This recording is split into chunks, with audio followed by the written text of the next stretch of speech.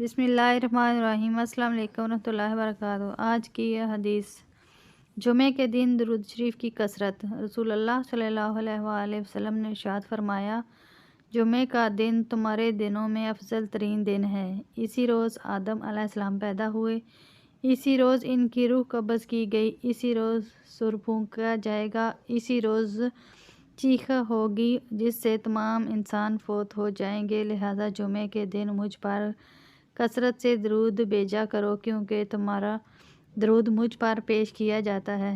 صحابہ رضی اللہ تعالیٰ عنہ نے پوچھا، یا رسول اللہ صلی اللہ علیہ وسلم، ہمارا درود آپ پر کس طرح پیش کیا جائے گا؟ جب کہ قبر میں آپ صلی اللہ علیہ وسلم کا جسم اطہر پوشیدہ ہو چکا ہوگا۔ آپ صلی اللہ علیہ وآلہ وسلم نے ارشاد فرمایا، بے شک اللہ نے زمین پر حرام کر دیا ہے کہ وہ انبیاء علیہ السلام کے جسموں کو کھائے، یعنی پوشیدہ کرے۔